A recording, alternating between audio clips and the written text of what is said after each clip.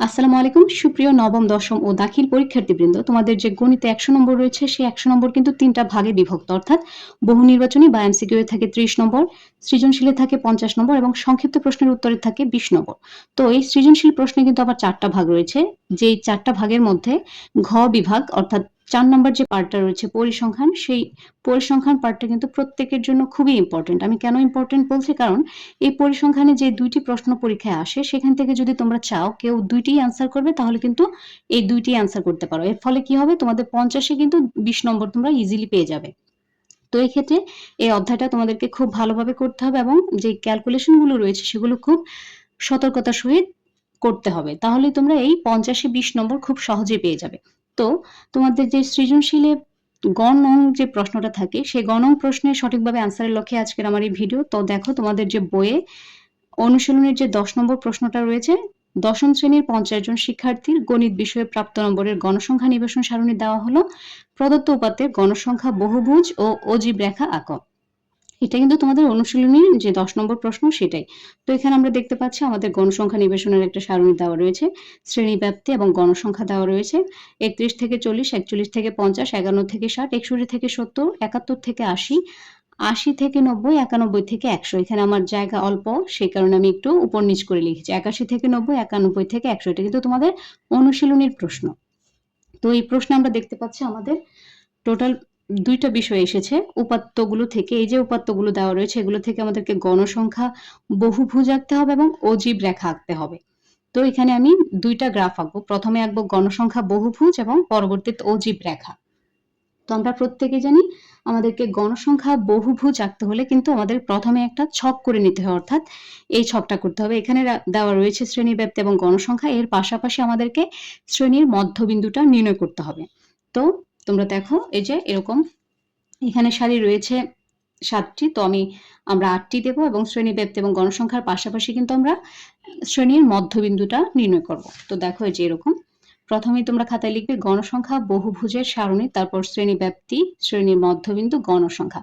এখানে কিন্তু এই যে শ্রেণীর ব্যাপ্তি এবং গণসংখ্যা এটা কিন্তু আমার প্রশ্নে দেওয়া ছিল, আর শুধু আমি বের করব শ্রেণীর মধ্যবিন্দুটা। খেয়াল করো এখানে কিন্তু আমার বইয়ে শ্রেণী ব্যাপ্তি এবং গণসংখ্যাটা দেওয়া, সরি এখানে গণসংখ্যাটা কিন্তু 6, 8, 10, 12, 5, 7, 2 এটা কিন্তু তোমার প্রশ্নেই দেওয়া ছিল। তো আমি সেই প্রশ্ন থেকেই কিন্তু আমি এটা এখানে লিখেছি। তারপর আমার কাজ হবে এখানে শ্রেণীর মধ্যবিন্দুটা নির্ধারণ করা।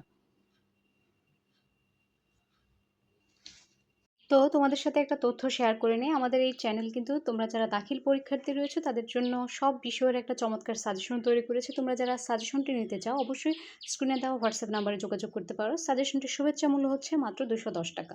তো চলো মূল ভিডিওতে প্রবেশ করি।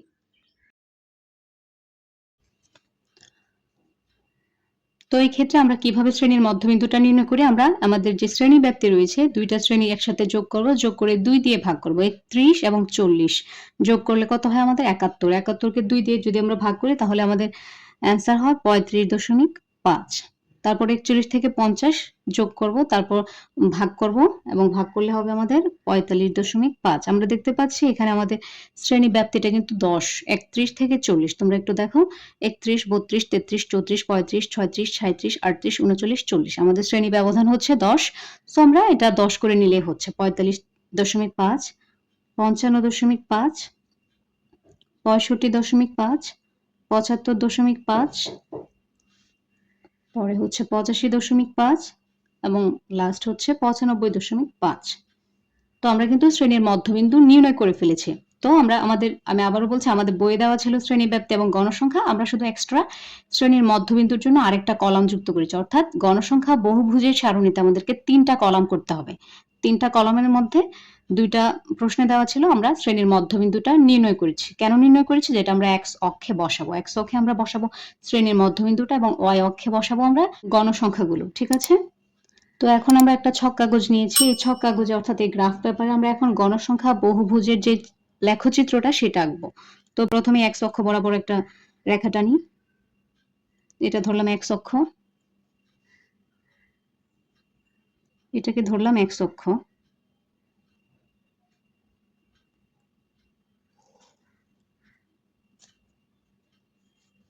এটা হচ্ছে আমাদের অয় অক্ষ, এটা।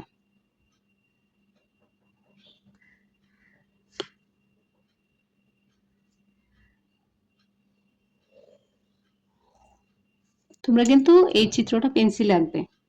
এটা হচ্ছে 0 অর্থাৎ মূল বিন্দু, এটা হচ্ছে x অক্ষ, আর এটা হচ্ছে আমাদের y অক্ষ। তো x অক্ষ বরাবর আমরা কি বসাবো? x অক্ষ বরাবর থাকবে শ্রেণীর মধ্যবিন্দুটা থাকবে x অক্ষ বরাবর। x অক্ষ বরাবর থাকবে আমাদের শ্রেণীর মধ্যবিন্দু। তো এটা আগে লিখি, শ্রেণীর মধ্যবিন্দু। তো এই মধ্যবিন্দুটা মূলত আমাদের আমাদের প্রশ্নে কি ছিল? আমাদের এখানে শ্রেণীর মধ্যবিন্দুতে চলকটা কিন্তু আমাদের ডাটার ছিল কিন্তু নম্বর, প্রাপ্ত নম্বর। 50 জন শিক্ষার্থীর গণিতে প্রাপ্ত নম্বর। তো আমরা এখানে শ্রেণীর মধ্যবিন্দুর পাশাপাশি লিখে দিব নম্বর। ওকে, তারপর এখানে একটা রেখা দিয়ে দেব, এটা নির্দেশ করছে শ্রেণীর মধ্যবিন্দু। আর অয় অক্ষ বরাবর নিচ্ছি আমরা গণসংখ্যা, যেটাকে আমরা একটা তীর দিয়ে নির্দেশ করে দিলাম। ওকে, এই ক্ষেত্রে x অক্ষ বরাবর আমরা ক্ষুদ্রতম একটা বর্গঘর সমান আমরা 1 একক ধরবো। ওই যে আমাদের এই যে বর্গঘরগুলো রয়েছে, এখানে কিন্তু আমাদের 5টা করে রয়েছে, 5, 10, 15, 20, 25, 30, 35, 40 এরকম ভাবে গিয়েছে। তো এভাবে x অক্ষ বরাবর আমরা প্রতি একটা বর্গঘরকে 1 একক ধরবো, এবং y অক্ষ বরাবর আমরা প্রতি 2টা বর্গঘরকে 1 একক ধরবো। তো আগে আমরা চিহ্নিত করে নেই, আমাদের ঘরগুলো চিহ্নিত করি আগে। তো আমরা কিভাবে চিহ্নিত করব? প্রথমেই আমরা দেখতে পাচ্ছি এখানে আমাদের যেহেতু শ্রেণীর মধ্যবিন্দু বসাবো,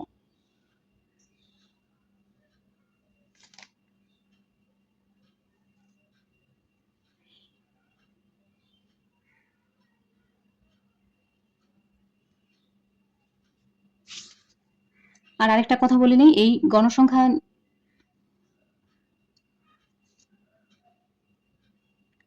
আর আরেকটা কথা বলে নিই, এই যে আমরা গণসংখ্যা বহুভুজটা আঁকবো, এই ক্ষেত্রে কিন্তু আমাদেরকে এই যে শ্রেণীব্যাপ্তির যে এখানে একটা শ্রেণীব্যাপ্তি রয়েছে, এখানে একটি শ্রেণীব্যাপ্তি রয়েছে, এছাড়াও আমাদেরকে 2টা এক্সট্রা মধ্যবিন্দু নির্ণয় করতে হবে। এখানে আমাদের প্রথম শ্রেণীব্যাপ্তির জন্য মধ্যবিন্দু হচ্ছে 35.5 এবং লাস্টের শ্রেণীব্যাপ্তির জন্য মধ্যবিন্দু হচ্ছে 95.5। তো আমাদেরকে গণসংখ্যা বহুভুজ আঁকার সময় আমাদেরকে এক্সট্রা 2টা মধ্যবিন্দু নির্ণয় করতে হবে। আমাদেরকে 35.5 এর পূর্বে কি রয়েছে, যেহেতু 10 ঘর ব্যবধান, তো আমাদের 25.5 রয়েছে, এবং 95.5 এর পরে 10 ঘর পরে হবে, 10 ব্যবধান পর হবে 105.5। এটা আমাদেরকে মাথায় রাখতে হবে, এবং এই হিসেবে আমাদেরকে লেখচিত্রে বিন্দুগুলো বসাতে হবে। তো আমরা প্রথমে যেহেতু প্রতি এক ঘরকে যেহেতু আমরা 1 একক ধরেছি, তো আমাদের এখানে 35.5, 5 এর পূর্বে রয়েছে 25.5, আমরা এখানে বসাবো 25.5। এটাকে ভাঙা চিহ্ন, 0 থেকে 25.5 পর্যন্ত আমরা ছেদ চিহ্ন দিয়ে আটকে দিলাম। তারপর এখানে আমরা বসাবো 35.5। এই যে আমরা এই বিন্দুগুলো আগে বসাবো, 35.5, 45.5, 55.5, 25টা আমরা এর পূর্বেরটা নিয়েছি, কিন্তু এটা কিন্তু গণসংখ্যা নেই, এটা গণসংখ্যা 0। 35.5, 45.5, এটা হচ্ছে 55.5, এটা হচ্ছে 65.5, এটা হচ্ছে 75.5, এটা হচ্ছে 85.5, এটা 95.5। আমাদের আরেকটা নিতে হবে 105.5, এটা আমরা এক্সট্রা নিয়েছি, আর এই 25.5টা আমরা এক্সট্রা নিয়েছি। এবং কি আমরা এই x অক্ষ বরাবর শ্রেণীর মধ্যবিন্দুগুলো বসালাম। এখন y অক্ষ বরাবর আমরা গণসংখ্যাগুলো বসাবো। তো আমরা y অক্ষ বরাবর কি করেছি? y অক্ষ বরাবর কিন্তু আমরা প্রতি 2টা ঘরকে 1 একক ধরেছি। তো 2টা ঘরকে যদি 1 একক ধরি, আমাদের এখানে গণসংখ্যা বসলে আমাদের 6। তো আগে আমরা ঘরগুলো চিহ্নিত করি, যেহেতু 2 ঘর সমান 1 একক। তো এখানে দেখা যাচ্ছে এই 2টা সমান 1, এই 2টা সমান 1, 2, 3, এটা হবে 4, এটা হবে 5, এটা হবে 5, এটা হবে 6, এটা হবে 7, এটা হবে 8, এটা হবে 9, কারণ আমরা 2 ঘরকে কিন্তু 1 একক ধরছি। এটা হবে 10, এটা হবে 12, এটা হবে 13, সরি 10, এটা হবে 11, এটা হবে 12, এটা হবে 13, এটা হবে 14, এটা হবে 15, দেখি তোমাদের গণসংখ্যা সর্বোচ্চ কত? আমাদের 12 পর্যন্ত রয়েছে। সো আমরা 15 পর্যন্ত নিলেই চলছে। তো আমরা 15 পর্যন্ত নিলাম। ওকে? আর আমরা কিন্তু এই y অক্ষ বরাবর, আবারও বলছি আমি, y অক্ষ বরাবর প্রতি 2টা বর্গক্ষরকে 1 একক ধরেছি। আমাদের ছবিটা যেন সুন্দর হয় সেই লক্ষ্যে আরকি। তো এখন আমরা আমাদের যে শ্রেণীর মধ্যবিন্দুগুলো এদিকে সেট করলাম এবং গণসংখ্যাগুলো এদিকে আমরা বসাবো। এখন আমরা গণসংখ্যাগুলো বিন্দুগুলো এখন আমরা স্থাপন করব। তো আমরা 25.5 এ তো 0 কোনো, এখানে কিন্তু কোনো গণসংখ্যা নেই। আমরা কিন্তু গণসংখ্যা পেয়েছি 35.5 থেকে। তার মানে 25.5 এ আমরা ধরবো 0 এবং 105.5 ও আমরা 0 ধরবো। তো এখানে 25.5 এ কিন্তু 0, 0 তে একটা ফোঁটা দিলাম। তো 35.5 এ আমাদের গণসংখ্যা হচ্ছে 6। আমাদের গণসংখ্যা হচ্ছে 6। তাহলে আমরা 6 কোথায় ধরেছি? যেহেতু 2 ঘর সমান 1, আমরা 6 কিন্তু পেয়েছি এখানে 5, এখানে 3, এখানে 5, আমাদের এখানে হচ্ছে 6। না, উপরে হবে 6, এখানে 6। ওকে? এখানে হচ্ছে 6। ক্যামেরাটা আরেকটু নিচে নেই। ওকে? এখানে আমাদের 6। তো পরবর্তী গণসংখ্যাটা হচ্ছে 8, তারপর হচ্ছে 10। তাহলে 45.5 এর জন্য হচ্ছে 8। এটা হচ্ছে আমাদের 7, এখানে 7। 8 হচ্ছে এখানে। 8 হচ্ছে আমাদের এখানে। ওকে? তারপর আমাদের 10। 10 55.5, এই যে 55.5 এর জন্য আমাদের 10। তো এই যে 55.5 থেকে উঠবো, আমাদের এখানে দেখা যাচ্ছে এই যে আমরা চিহ্নিত করে রেখেছি আগে, এখানে হচ্ছে আমাদের 10। ওকে? এজন্য এদিকে চিহ্নিত করলে এই সুবিধা। আমরা কিন্তু মাঝে, মাঝে এদিক থেকে না গুনেও ওই 10 দেখে কিন্তু আমরা চিহ্নিত করতে পারি। তো তারপর হচ্ছে 65.5 হচ্ছে 12। 65.5 এখানে, তো আমি 12 তে যাব। এটা যেহেতু 10, তার মানে 12 যদি হয় তাহলে আমাদের 2 ঘর যদি এক একক, 11, 12টা হবে এখানে। এই যে আমাদের কিন্তু এই যে চিহ্নিত করার সাথে মিলে যাচ্ছে। এই যে 12। তারপর হচ্ছে আমাদের আবার 5। 75.5 এর জন্য হচ্ছে 5। তো এক্ষেত্রে 5 হচ্ছে এই যে, এটা আমরা চিহ্নিত করে রেখেছি আগে থেকেই। এটা হচ্ছে 5। তারপর আরেকবার গুনে দেখি। 2টার জন্য 1। 1, 2, 3, 4, 5। ওকে? তো পরবর্তীতে 85.5 এর জন্য হচ্ছে 7। তো এই পর্যন্ত যদি হয় 5, তো আরেকটা হচ্ছে 6 আর একটা হচ্ছে 7। ওকে? তারপর হচ্ছে 2, এটা হচ্ছে 95.5 এর জন্য 2। 2 তো আমরা জানি 2 ঘর সমান যদি 1 একক হয়, এখানে 1 আর এখানে 1, 2। 1, 2। ওকে? তো এই যে আমাদের কিন্তু বিন্দু স্থাপন করা হয়েছে। এখন আমরা এটা স্কেল দিয়ে টেনে দেব। অবশ্যই এই কাজটা তোমরা প্রত্যেকেই পেন্সিলে করবে। এটা যেহেতু ভিডিওতে ভালোভাবে বোঝানোর জন্য। এদিকে কিন্তু আমাদের, আর এখানে 100.5 এ কিন্তু কোনো গণসংখ্যা নেই, এখানে 0। তো সেই হিসেবে এখানে আমাদের বিন্দু সেট করলাম, এখানে 0। তো আমরা এখানে 25 থেকে নেব। এই যে একটা, এটা কিন্তু আমাদের এই দাগটা, ঠিক আছে? এটা উপরেরটা। তারপর নেব এভাবে, তারপর এভাবে, এই যে।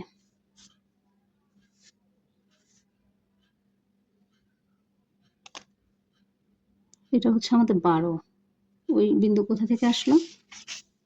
12, 65.5 এর জন্য 12। তো এটা হচ্ছে 10, 11, 12। ওকে? এটা কিন্তু কলমের দাগ। ওকে? তারপর আসবে আবার 12 এর পরে কিন্তু আমাদের 5। এই যে 75.5 এর জন্য আমরা চলে আসলাম 5 এ।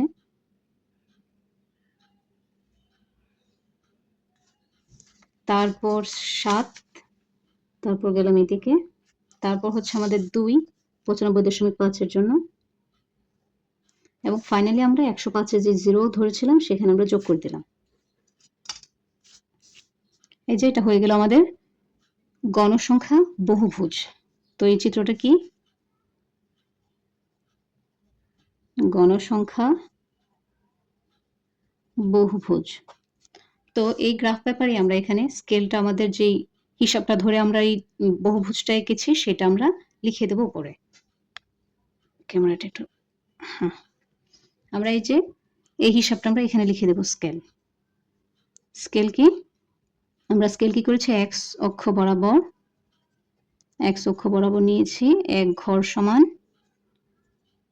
1 একক ধরে এবং ওয়াই অক্ষ বরাবর আমরা কিন্তু 2 ঘরকে 1 একক ধরেছি। 2 ঘর সমান 1 একক।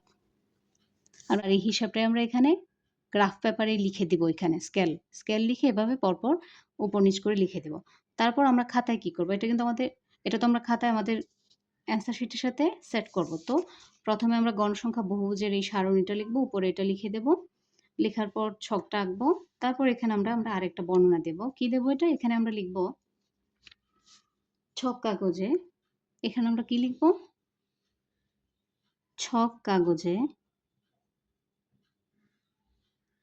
এক্স অক্ষ বরাবর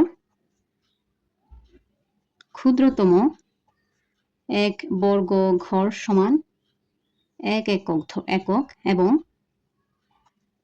ওয়াই অক্ষ বরাবর ক্ষুদ্রতম 2 বর্গ ঘর সমান 1 একক ধরে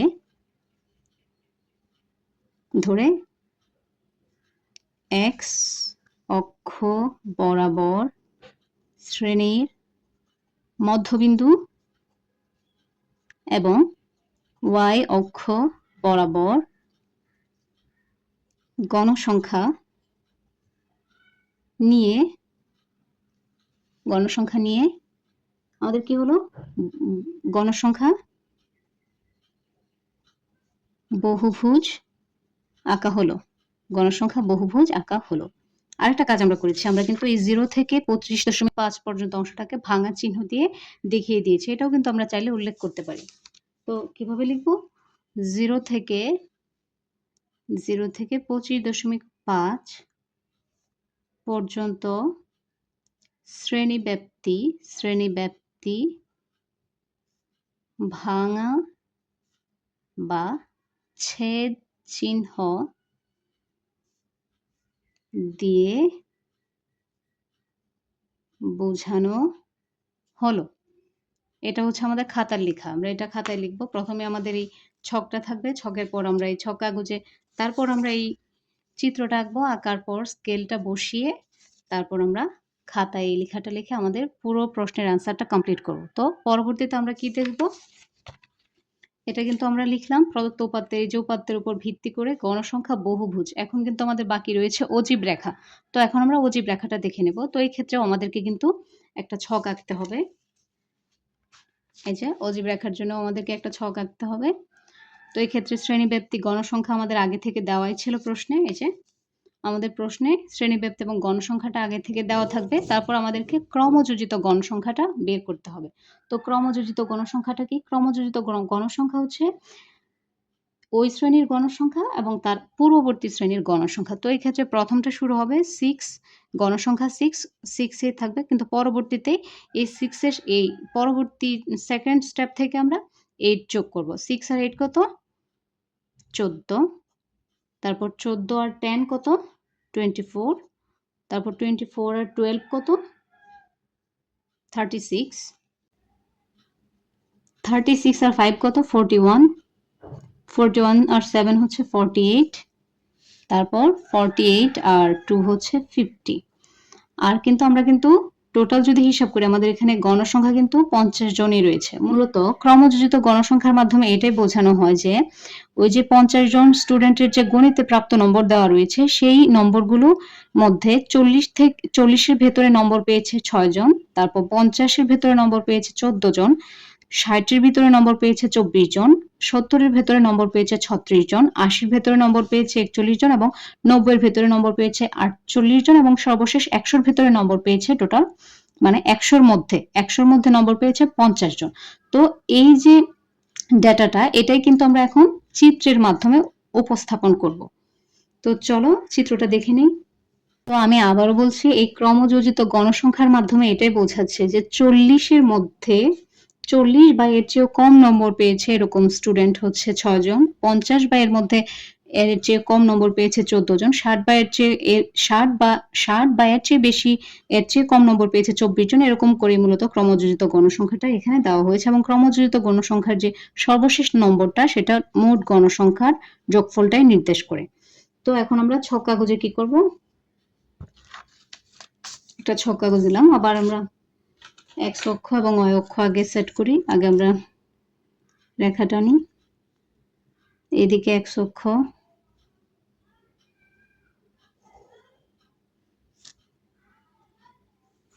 তারপর এদিকে y অক্ষ।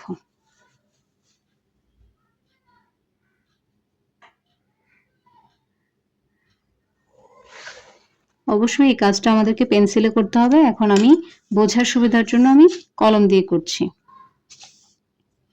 তো এটা হচ্ছে আমাদের মূল বিন্দু 0।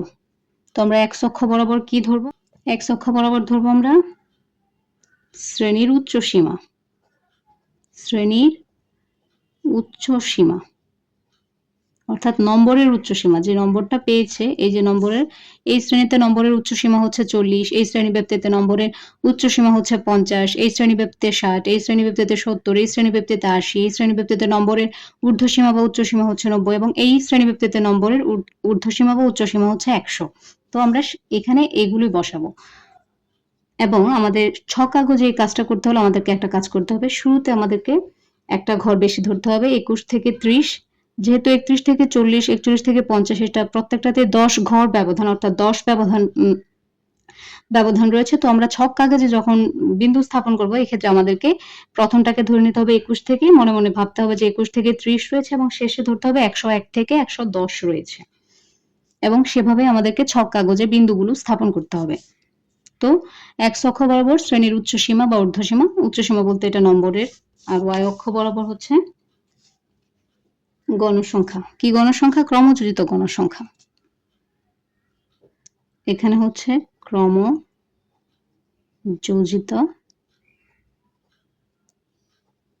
গণসংখ্যা এবং ক্রমযোজিত গণসংখ্যা যেহেতু উপরের দিকে যাচ্ছে তো আমরা এটা তীর চিহ্ন দিয়ে আমরা নির্দেশ করলাম। এদিকে আমরা একটা তীর চিহ্ন দিলাম। এদিকে শ্রেণীর উচ্চ সীমা নির্দেশ করছে এবং এদিকে ক্রমযোজিত গণসংখ্যা নির্দেশ করছে। যেহেতু আমরা এইদিকে শ্রেণীর উচ্চ সীমাগুলো বসাবো তো আমরা দেখতে পাচ্ছি এর পূর্ববর্তী শ্রেণীটা যদি 21 থেকে 30 হয় তাহলে 21 থেকে 30 এর মধ্যে শ্রেণীর উচ্চ সীমা হচ্ছে কিন্তু আমাদের 30। তো এই ক্ষেত্রে আমরা শুরুতে এই যে এইখানে বসাবো 30 শ্রেণীর উচ্চ সীমা, 21 থেকে 30 এর মধ্যে 30, এটা ভাঙা চিহ্ন দিয়ে বোঝাবো। তারপর আমাদের বাকি উচ্চ সীমাগুলো আমরা বসিয়ে নেব, 30, 40, 50, 60, 70, 80, 90, 100। ঠিক আছে, 100। আর আমরা এখানে কিন্তু প্রতি এক ঘরকে কিন্তু আমরা 2 একক ধরেছি, আমরা প্রতি এক ঘরকে 2 একক ধরেছি কারণ এটা কিন্তু 10 ঘর ব্যবধান। তার ফলে কিন্তু আমাদের এই 5 ঘরে কিন্তু 5 বর্গ ঘরে কিন্তু আমার 10 হয়ে গেছে। ওকে, তারপর y অক্ষ বরাবর কি করবো, আমরা এক ঘর সমান এক একক ধরবো, y অক্ষ বরাবর এক ঘর সমান এক একক ধরবো। তো y অক্ষ বরাবর কি বসাবো, ক্রমযোজিত গণসংখ্যা। তো এক ঘর বরাবর যদি এক একক বসাই তাহলে এখানে কিন্তু 5, এখানে 5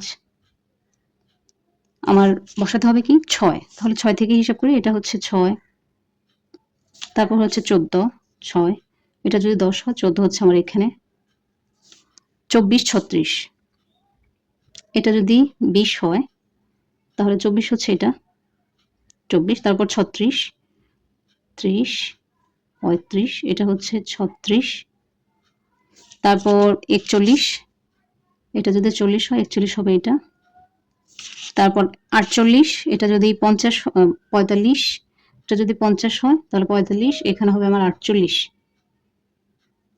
এবং ফাইনাল আমাদের ক্রমযোজিত গণসংখ্যা রয়েছে 50। তো এটাও হবে, এটা হচ্ছে 50। তো আমরা এই y অক্ষ বরাবর কিন্তু আমরা ক্রমযোজিত গণসংখ্যাগুলোই বসাবো। তো এখন আমরা বিন্দুগুলো বসাই। তো আমাদের প্রথমে বসাতে হবে 0 থেকে শুরু করব, 40 এ রয়েছে কত, 40 এ রয়েছে 6। তো আমাদের ক্যামেরাটা আরেকটু নিচে নেই। ওকে, এখানে আমাদের 40 এ রয়েছে 6, তো এখানে 5, এটা হচ্ছে আমাদের 6। ওকে, তারপর 6 এর পরে আমাদেরকে 14 নিতে হবে। যদিও আমি এদিকে সবগুলো লিখে রেখেছি এবং চিহ্নিত করে রেখেছি, তারপরেও তোমাদের বোঝার সুবিধার জন্য আমি এটা আবার শো করছি। 6 আমি এখানে 40 শ্রেণীর উচ্চ সীমা যখন আমার 40 তখন ক্রমযোজিত গণসংখ্যা হচ্ছে 6। আমি এটা বসালাম, এই যে শ্রেণীর উচ্চ সীমা যখন 40 তখন আমার ক্রমযোজিত গণসংখ্যা 6 সেট করা হয়েছে। তারপর যখন আমার শ্রেণীর উচ্চ সীমা 50 তখন ক্রমযোজিত গণসংখ্যা হচ্ছে 14। এই যে যখন আমার শ্রেণীর উচ্চ সীমাটা হচ্ছে 50 তখন ক্রমযোজিত গণসংখ্যাটা হচ্ছে 14। 14 কিভাবে হবে? যেহেতু এক ঘর সমান এক একক ধরেছে, এটা হচ্ছে 5, এটা হচ্ছে 10 আর এটা হচ্ছে 14। এই যে আমার আগে থেকেও সেট করা রয়েছে, এই যে 14। তারপর আমার যখন শ্রেণীর উচ্চ সীমা 60 তখন আমার ক্রমযোজিত গণসংখ্যাটা হবে 24। তো 24 কি হবে? 5, 10, 15, 20, 24টা হবে এখানে। আবার এদিকেও কিন্তু আমার চিহ্নিত করা রয়েছে। ওকে, তারপর যখন আমার শ্রেণীর উচ্চ সীমাটা 70 তখন আমার ক্রমযোজিত গণসংখ্যাটা হচ্ছে 36। এই যে যখন শ্রেণীর উচ্চ সীমা হচ্ছে আমার 70 তখন ক্রমযোজিত গণসংখ্যা হচ্ছে 36, 70, এটা হচ্ছে 25, 30, 35, এই যে এটা হচ্ছে 36। ওকে, এটা কিন্তু আবার আঁকা যাবে না, এটা কলমের দাগ লেগেছে। তারপর যখন আমার ক্রমযোজিত শ্রেণীর উচ্চ সীমা 80 তখন 41, 90, 48, 150 এভাবে আমি বসিয়ে নিই, যেহেতু আমার এখানে সেট করা রয়েছে। যখন আমার শ্রেণীর উচ্চ সীমাটা 80 তখন আমার ক্রমযোজিত গণসংখ্যা হচ্ছে 41। তো 5, 10, 15, 20, 25, 30, 35, 40, 41 হচ্ছে এখানে। এটা কিন্তু আমার আগের চিহ্নিত করার সাথে মিলে যাচ্ছে। ওকে, তারপর যখন আমার শ্রেণীর উচ্চ সীমা 90 তখন আমার ক্রমযোজিত গণসংখ্যা হচ্ছে 48, 5, 10, 15, 20, 25, 30, 35, 40, 45, 48 হচ্ছে এটা 45, 48, 1, 2, 3, এখানে 48। তারপর যখন আমার ক্রমযোজিত গণসংখ্যা হচ্ছে 100 তখন মানে শ্রেণীর উচ্চ সীমাটা যখন আমার 100 তখন কিন্তু আমার ক্রমযোজিত গণসংখ্যা হচ্ছে 50। তো 50 বসাই, 5, 10, 15, 20, 25, 30, 35, 40, 45, 50। এই যে আমার এখানে একটা বিন্দু। তো এখন সবগুলো বিন্দু আমি কি করব? স্কেল দিয়ে টেনে নেব। এই যে এখানে আমি এই যে এখান থেকে নেব 30 থেকে, আমি যে 30 কিন্তু আমার 0, এই ক্ষেত্রে আমার ক্রমযোজিত গণসংখ্যা 0, কারণ এটা কিন্তু আমাদের যে শ্রেণী সীমাটার বাইরে নিয়েছিলাম এক্সট্রা। তো এই যে টানলাম, তারপর এদিকে, তারপর এই যে সবগুলো যোগ করি। এটা কিন্তু আমার বিন্দু না, এটা কিন্তু কলমের দাগ। ওকে, তারপর এটা এদিকে নিলাম, তারপর এদিকে, এবং সর্বশেষ 50 পর্যন্ত যখন এদিকে টানলাম। এই যে আমার হয়ে গেল। এটা হচ্ছে, এটা কি আঁকলাম? অজীব রেখা, অজীব রেখা বা ক্রমযোজিত গণসংখ্যা সারণী। এটাকে ক্রমযোজিত গণসংখ্যা সারণী বলা যায়। তো আমরা এখানে কি দেখলাম? এক্স অক্ষ বরাবর শ্রেণীর উচ্চ সীমা, যেটা হচ্ছে নম্বরের উচ্চ সীমাটা, এবং ওয়াই অক্ষ বরাবর ক্রমযোজিত গণসংখ্যা বসিয়ে কিন্তু আমরা অজীব রেখাটা অঙ্কন করলাম। তো এই গ্রাফ পেপারে আমাদেরকে স্কেলটা লিখে নিতে হবে। আমরা কি হিসেবে আমরা আসলে চিত্রটা অঙ্কন করেছি, এখানে লিখবো স্কেল। স্কেল কি? এক্স অক্ষ বরাবর প্রতি ক্ষুদ্রতম এক্স অক্ষ বরাবর আমরা কি করেছি? এখানে এক ঘর সমান 2 একক ধরেছি, কিন্তু এক ঘর সমান 2 একক। ওকে, এবং ওয়াই অক্ষ বরাবর এক ঘর সমান আবার এখানে এক এককই রেখেছি। এখানে কিন্তু আমরা এক ঘর সমান এক একক, এবং এদিকে 2 ঘর সমান কিন্তু আমরা এক ঘর সমান কিন্তু আমরা এদিকে 2 একক ধরেছি। তো এটাই লিখলাম, এক্স অক্ষ বরাবর এক ঘর সমান 2 একক, এবং ওয়াই অক্ষ বরাবর এক ঘর সমান 1 একক ধরেছি। তো এখন আমরা খাতায় কি করব? খাতায় প্রথমে আমরা অজীব রেখা উপরে লিখে এখানে চাইলে একটা দাগ দিতে পারি বা জিগজাগ চিহ্ন দিতে পারি এখানে। তারপর শ্রেণী ব্যাপ্তি এবং গণসংখ্যা আমাদের দেওয়া থাকে, আমাদেরকে ক্রমযোজিত গণসংখ্যাটা বের করতে হবে। বের করার পর আমাদেরকে এই যে চিত্রটা আঁকতে হবে, এবং এই চিত্রটা আঁকার পর, ওকে ক্যামেরা উপরে উঠালাম, এই চিত্রটা আঁকার পর আমাকে খাতায় আবার লিখতে হবে এক্স অক্ষ বরাবর ক্ষুদ্রতম এক বর্গ ঘর সমান 2 একক, এবং ওয়াই অক্ষ বরাবর ক্ষুদ্রতম এক বর্গ ঘর সমান, এখানে কিন্তু আমরা এক এককই ধরেছি, এক একক ধরে এক্স অক্ষ বরাবর কি বসিয়েছি? এক্স অক্ষ বরাবর শ্রেণীর উচ্চ সীমা, এটা এক্স অক্ষ বরাবর শ্রেণীর উচ্চ সীমা এবং ওয়াই অক্ষ বরাবর শ্রেণীর গণসংখ্যা, এটাই লিখব। ধরে এক্স অক্ষ বরাবর শ্রেণীর উচ্চ সীমা ও ওয়াই অক্ষ বরাবর ক্রমযোজিত গণসংখ্যা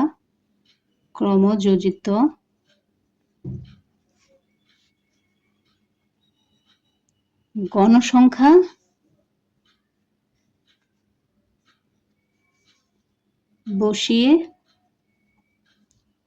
অজীব রেখা আঁকা হলো। এবং এটাও আমরা চাইলে লিখতে পারি যে 0 থেকে 30 পর্যন্ত যে শ্রেণী ব্যাপ্তিটা রয়েছে সেটাকে আমরা এই যে ভাঙা চিহ্নটা বা ছেদ চিহ্নটা দিয়ে প্রকাশ করেছি। তো এই ছিল আমাদের আজকের 10 নম্বর প্রশ্ন, যে প্রশ্নটা ছিল এই যে এটা, দশম শ্রেণীর 50 জন শিক্ষার্থীর গণিত বিষয়ে প্রাপ্ত নম্বরের গণসংখ্যা নিবেশন সারণী আমাদের প্রশ্নে দেওয়া ছিল। এবং এই সারণীটা থেকে অর্থাৎ এই উপাত্তগুলো থেকে আমাদেরকে গণসংখ্যা, বহুভুজ এবং অজীব রেখা আঁকতে বলা হয়েছিল। তো প্রথমে আমরা কিন্তু গণসংখ্যা বহুভুজে কি করেছি, গণসংখ্যা বহুভুজে শ্রেণীব্যাপ্তি এবং গণসংখ্যার পাশাপাশি একটা শ্রেণীর মধ্যবিন্দু ধরেছি। তারপর সেগুলো এক্স অক্ষ বরাবর শ্রেণীর মধ্যবিন্দু এবং ওয়াই অক্ষ বরাবর গণসংখ্যা বসিয়ে কিন্তু আমরা আমাদের গণসংখ্যা বহুভুজটা এঁকেছি। তার পরবর্তীতে যখন অজীব রেখা এঁকেছি তখন কিন্তু আমাদের সেই উপাত্তগুলো থেকেই এই শ্রেণীব্যাপ্তি এবং গণসংখ্যার সাথে শুধুমাত্র ক্রমযোজিত গণসংখ্যাটা যোগ করতে হয়েছে। এবং ক্রমযোজিত গণসংখ্যা বের করার পর আমাদেরকে এক্স অক্ষ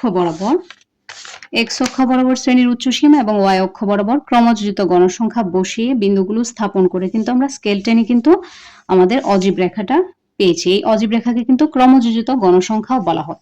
তো আমি আবার বলি, আমাদের এই গ্রাফ পেপারের জন্য গণসংখ্যা নিবেশন সারণী কিন্তু আমাদের লাগবে, যেহেতু আমাদের গণসংখ্যা নিবেশন সারণীটা দেওয়া রয়েছে। সো আমরা প্রথমটার ক্ষেত্রে অর্থাৎ গণসংখ্যা বহুভুজের ক্ষেত্রে শুধুমাত্র শ্রেণীর মধ্যবিন্দু বের করেছি এবং অজীব রেখার ক্ষেত্রে শুধুমাত্র ক্রমযোজিত গণসংখ্যাটা বের করে কিন্তু আমরা লেখচিত্রে আমাদের যে চিত্রগুলো সেগুলো উপস্থাপন করেছি। এই ক্ষেত্রে আমরা প্রত্যেকেই আমাদের ইচ্ছে মতো কিন্তু আমরা এই যে বর্গ ঘরগুলো রয়েছে এই ঘরগুলোর হিসেব কিন্তু আমরা আমাদের ইচ্ছা মতো এক একক, এক ঘরকে এক একক বা এক ঘরকে 2 একক ধরে বা 2 ঘরকে 1 একক ধরে কিন্তু আমরা লেখচিত্রে কিন্তু আমরা এই চিত্রগুলো স্থাপন করতে পারি। এর ফলে কি হয়, আমাদের যেই ডেটাগুলো বা উপাত্তগুলো বা তথ্যগুলো আমাদেরকে কিন্তু দেখতে ভালো লাগে এবং বুঝতেও সুবিধা হয়। যেই কারণে মূলত আমাদের যেই তথ্যগুলো উপস্থাপনের জন্য এই লেখচিত্র বা এই গ্রাফিক্যাল পদ্ধতিটার কিন্তু প্রচলন হয়েছিল। মূলত পরিসংখ্যানের যে আলোচনা সবগুলো কিন্তু এই ডেটা নির্ভর আলোচনা, এগুলো বিন্যস্ত অবিন্যস্ত সবভাবেই থাকে। তো যখন আমরা এই উপাত্তগুলোকে বা উপাত্তগুলোকে যখন আমরা গ্রাফিক্যাল একটা রূপ দেই তখন কিন্তু সহজ হয় এবং দেখতেও সুন্দর হয়। তো আজকের ভিডিওটি এ পর্যন্তই।